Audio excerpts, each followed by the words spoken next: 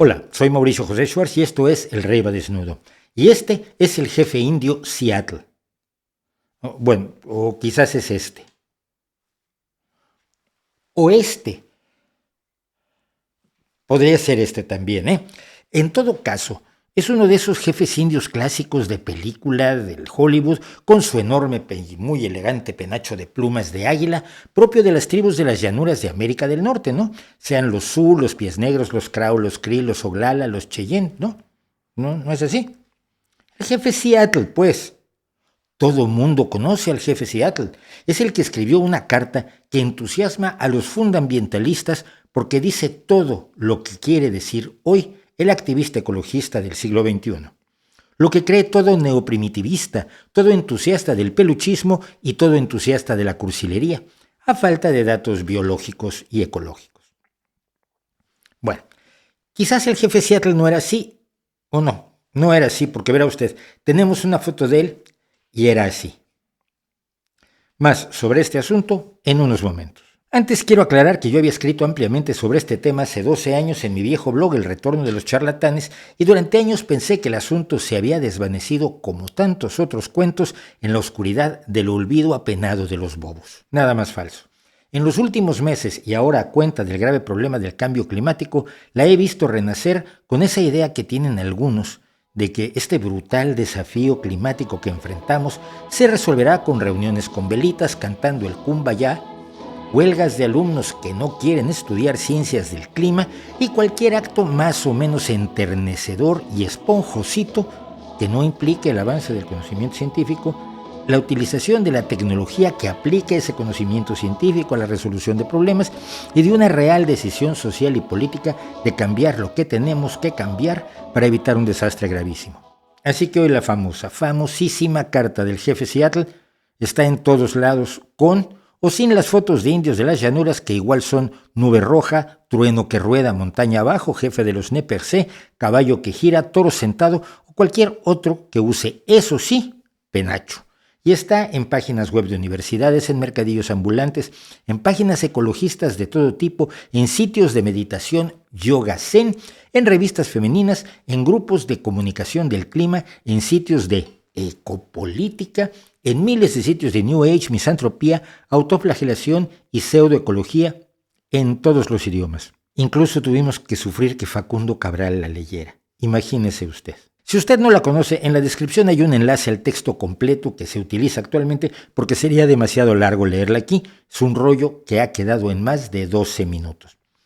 Pero supongo que usted ya la ha leído, o al menos ha visto carteles en venta, siempre en venta, con alguna de sus frases y la infaltable foto del jefe de los indios de las llanuras. Y quizás a usted le haya parecido quizás curioso que un indígena norteamericano de principios del siglo XIX manejara los conceptos de ecología que expresa la carta. La extinción de las especies por acción humana, por ejemplo, no era conocida entonces y ni siquiera había ocurrido la trágica mengua del bisonte americano que disparó la conciencia conservacionista seria, la científica y biológica, a finales del siglo XIX. Mengua del bisonte americano en la que, por cierto, participaron entusiastas los indígenas de las llanuras que ahora, con armas de fuego, se dedicaron a la cacería del bisonte y a la venta de pieles con la misma alegría y ambición que los blancos invasores. Pero por corrección política, esto no se cuenta mucho. De este modo, si todo el lenguaje de la carta parece desusado, se debe sencillamente a que no la escribió el jefe Seattle, ese jefe que da su nombre a la conocida ciudad del estado de Washington, ni el de verdad, ni el falsificado en las fotografías de indígenas que no tenían nada que ver con él.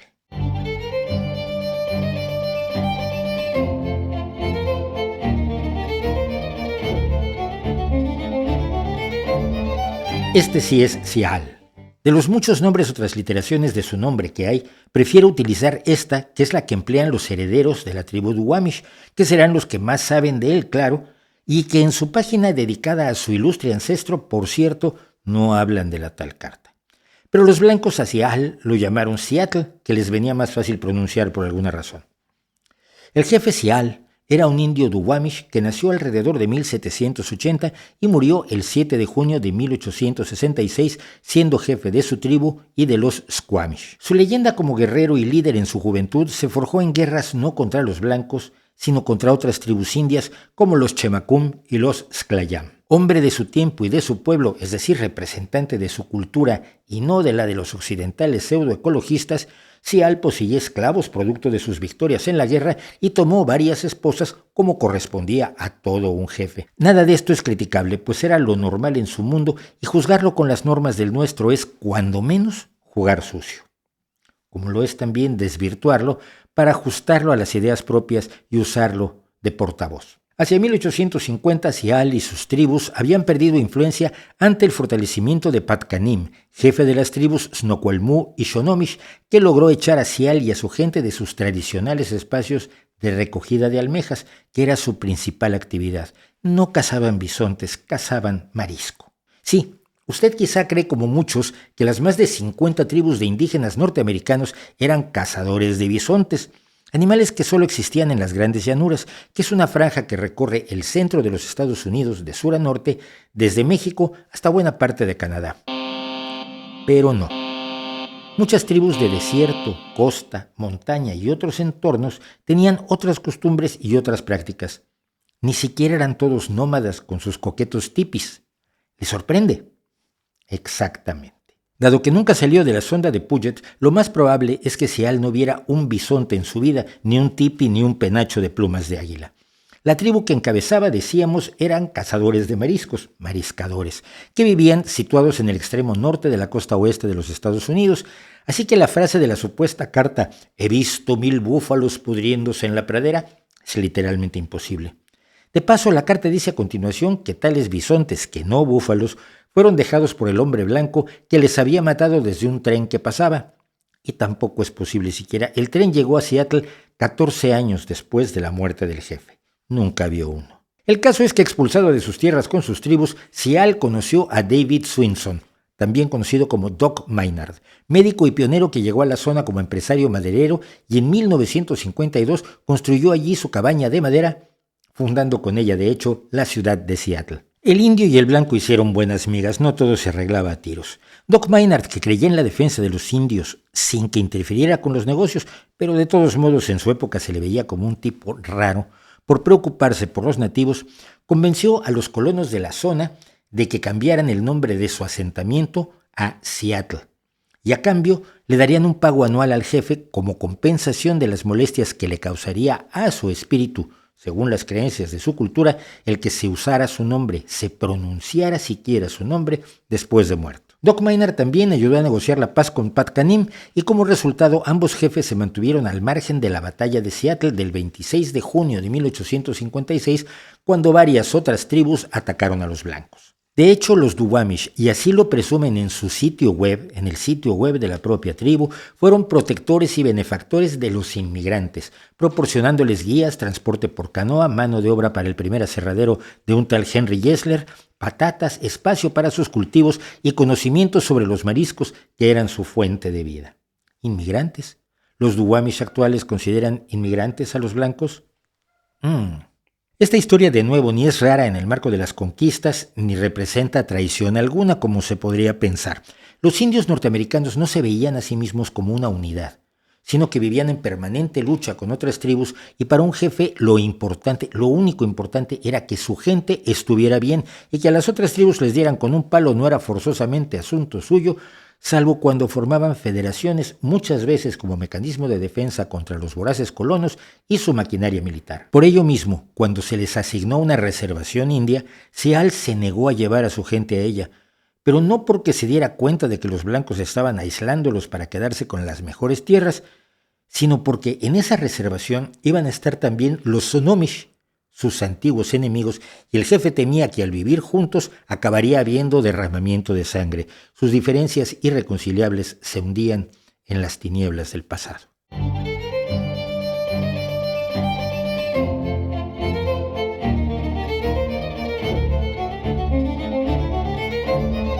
En una fecha no determinada, pero que se cree que fue el 11 de marzo de 1854, el gobernador Isaac Ingalls Stevens convocó a una reunión para debatir la rendición o venta de la tierra de los indios a los colonos blancos. Después de que Stevens explicara su misión, habló Sial. Se dice que se puso de pie y puso la mano sobre la cabeza del mucho más pequeño gobernador y luego habló con gran dignidad durante largo rato. Nadie sabe qué dijo. Nadie sabe qué dijo. Veamos. Sial habló en idioma lushootseed. Alguien tradujo de ese idioma a la jerga chinook, que era una lengua franca del oeste de Estados Unidos formada por diversas lenguas amerindias, inglés y francés. Y alguien más tradujo del chinook al inglés para que Stevens se enterara de lo que le estaba diciendo Sial. No sabemos qué dijo Sial, no sabemos qué respondió Stevens, ni sabemos qué consecuencias tuvo la reunión, pero allí hubiera quedado todo, de no ser porque el 29 de octubre de 1887 apareció una nota en el Seattle Sunday Star.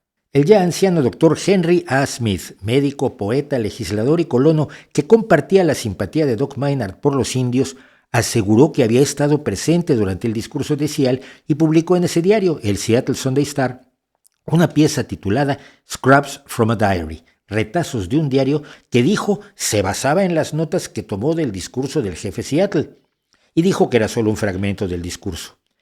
En ese fragmento, el jefe Sial agradecía a los blancos su generosidad, exigía que cualquier tratado garantizara el acceso de los indios a sus antiguos cementerios y hacía un contraste entre el dios de los blancos y sus dioses. El discurso, según lo que publicó Smith, no es de rendición. Con una enorme amargura acepta la realidad y augura la desaparición de los indios. Es en sí un documento bastante estremecedor de por sí, aun cuando ya es enormemente dudoso. En la descripción, por cierto, encontrarán un enlace al artículo de Henry Smith que afirmó, nadie sabe si es cierto, que él anotó resumidamente lo que dijo el traductor al inglés, que dijo el traductor al chinook, que dijo el traductor del lushootseed, que dijo Sial. Es cierto que Smith decía que hablaba duwamish, pero es de dudarse que supiera ese idioma en 1854 cuando Sial hizo su discurso, pues Smith llevaba apenas un año en la zona a donde había llegado procedente de Ohio. Lo que escribió Smith, pues, no es de confianza, aunque pueda realmente capturar parte del sentimiento y del discurso de Sial. Esta duda se sustenta además en el hecho de que nadie vio nunca las supuestas notas o diario de Smith y que él era un admirador rendido de Sial. Por ejemplo, describió al jefe diciendo: el viejo jefe Seattle fue el indio más grande que jamás haya visto y por lejos el de aspecto más noble. Cuando se erguía para hablar en el consejo o para dar recomendaciones, todos los ojos se volvían hacia él y de sus labios surgían sonoras y elocuentes sentencias pronunciadas con voz de tonos profundos. Su magnífica estampa era tan noble como la de los más cultivados jefes militares que comandan las fuerzas de un continente. Por tanto, es de pensarse que el señor Smith era propenso a adornar la historia, sobre todo 3 décadas después, para engrandecer la figura de un personaje admirado. Nunca sabremos qué tan fiel fue Smith a Sial, si hubo notas reales o solo memoria y deseos de exaltar a un amigo embelleciendo sus palabras o directamente inventándoselas. Algo debe haber cierto allí, pero no es la papilla melosa de la conocida carta con su sensiblería ñoña y barata de pseudoecologismo, de rollo New Age y odio a la civilización contado por Internet. La paradoja no deja de ser notable. Como fuere, el artículo de Smith se reprodujo en varias ocasiones a lo largo de los años siguientes, a fines del siglo XIX y a principios y mediados del siglo XX.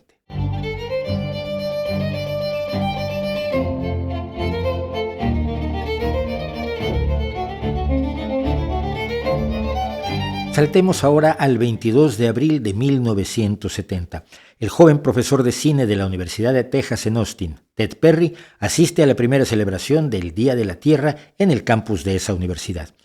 Eran los albores de la conciencia planetaria y medioambiental, y el académico de literatura clásica William Arrowsmith había usado el discurso escrito por Smith para hacer un poema en prosa de protesta al estilo combativo de la década de los 60 y haciéndose eco, por supuesto, de las preocupaciones de ese momento. Estábamos en medio de la guerra de Vietnam y empezaba apenas la conciencia ambiental, la legítima y la otra, la de postureo. En ningún momento, por cierto, Arrowsmith dice que esté haciendo un discurso real de Sial. Durante el Día de la Tierra, Arrowsmith lo leyó ante la gente reunida en la celebración y la pieza impactó a muchos de los presentes. Ted Perry, que trabajaba como guionista de la Southern Baptist Radio and Television Comisión de Radio y Televisión Bautista del Sur, una empresa de la Convención Bautista del Sur, la mayor iglesia protestante de los Estados Unidos, Estaba escribiendo por entonces una película sobre la contaminación y la ecología llamada Home, Hogar. Entusiasmado por el poema de Arrowsmith, que era su amigo,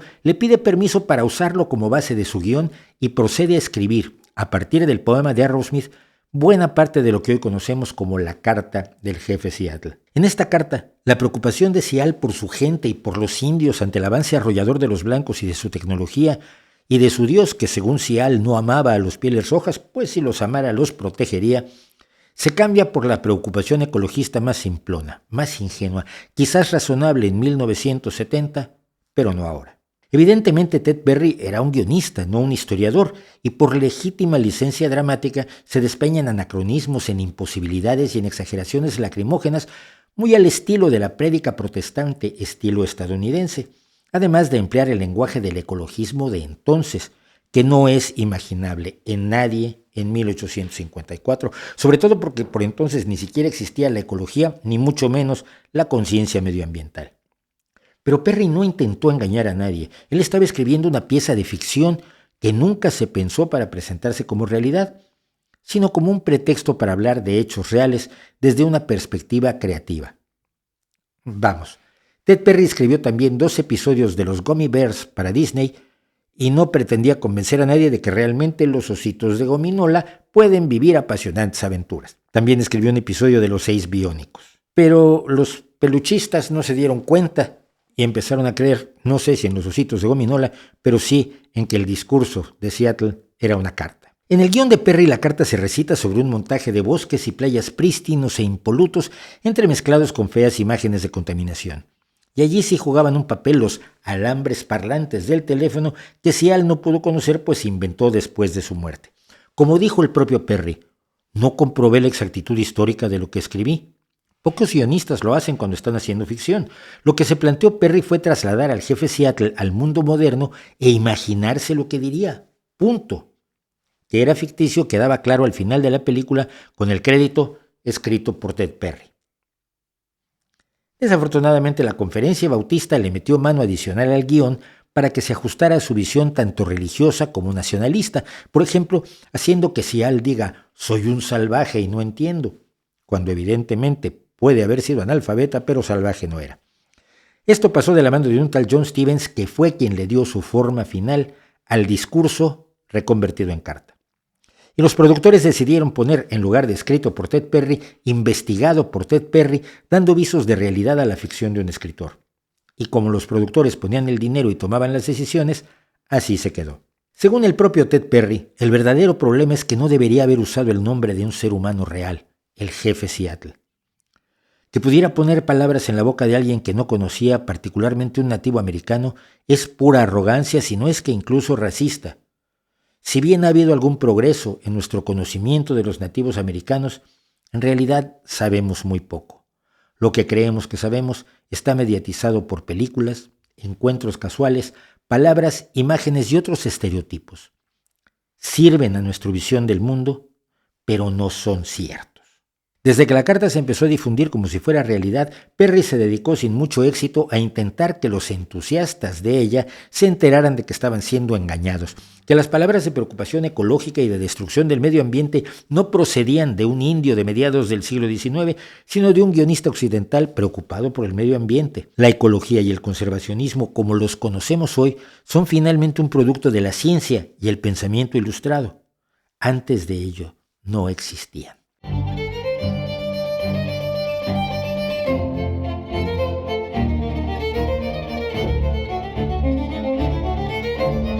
En 1992, la ya robusta y poderosa organización Día de la Tierra Estados Unidos, Earth Day USA, envió por correo el discurso disfrazado de carta a 6.500 líderes religiosos. Imagínense el resultado. El autoproclamado dandy de la ecología Al Gore citó la carta en su libro Earth in the Balance. Y la mentira consolidada sigue y sigue y sigue. Curiosamente, el descubridor del cuento fue un historiador alemán especializado en indígenas norteamericanos, Rudolf Kaiser, que identificó a Perry y publicó su investigación en los años 90. Luego de años en que al buscar en Google Chief Seattle Letter había primero enlaces mencionando el fraude, destacando la verdadera personalidad del gran líder Duwamish y referenciando a Ted Perry, hoy de nuevo lo primero que encontramos es a gente que promueve el fraude sin interesarse en conocer los hechos. Y ya buscando carta del jefe Seattle en español, la única visión crítica e informativa es la de la Wikipedia, y es difícil hallar información sobre el fraude o sobre la historia de esta carta. Solo la repetición incesante de las palabras escritas por Ted Perry y por Stevens. No son las palabras de un buen salvaje ecologista apto para arrullar las conciencias clasemedieras occidentales, sino las palabras de un joven guionista blanco verde, o de los primeros verdes. Pero el fraude no fue culpa del jefe Seattle, ni de Henry Smith, ni de William Arrowsmith, ni de Ted Perry. Todos ellos han sido honestos con su visión y su realidad interna y externa. El fraude ha sido de quienes, conociendo los hechos o pudiendo fácilmente conocer los hechos, durante los últimos 50 años han seguido presentando la carta del jefe Seattle como una demostración de los dogmas de su peculiar religión y política y, curiosamente, de su desprecio a los indígenas norteamericanos. Al conocer la vida y las palabras reales de Seattle, tenemos como siempre mejores motivos para respetar a ese personaje, al líder, al estadista que se hacía responsable de su pueblo, que cuando se nos ofrece un indio de azúcar deshumanizado, creado a imagen y semejanza de los delirios de los blancos occidentales con la conciencia culposa. En palabras de Ted Perry, ¿por qué estamos tan dispuestos a aceptar un texto como este si se le atribuye a un nativo americano? Es otro caso de colocar a los nativos americanos en un pedestal y no responsabilizarnos de nuestras propias acciones.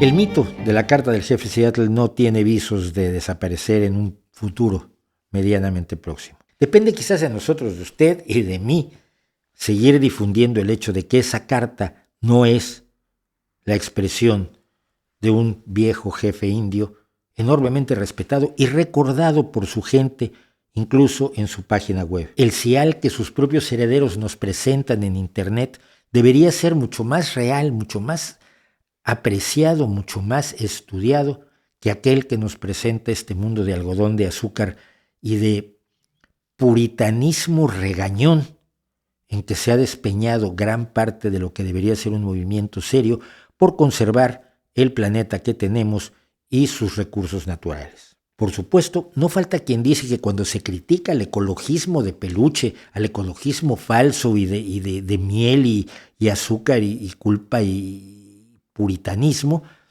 se está atacando todo intento por conservar el medio ambiente. Es exactamente al revés. Al final, estos ecologistas del empalago resultan tan enemigos del futuro, del bienestar de nuestro medio ambiente, como aquellos que lo destruyen sin preocuparse. Ambos creen en cuentos de hadas. Los que lo destruyen creen en el cuento de hadas de que se puede hacer lo que sea con el medio ambiente y no va a pasar nada. Los pseudoecologistas creen en el cuento de hadas de que se puede volver a un pasado inexistente y se puede resolver todo sin usar la ciencia y la tecnología. Ambos se equivocan. Y sobre todo, todos ya deberíamos saber que los cuentos de hadas, como la carta del jefe Seattle, no son la realidad. ¿No cree usted?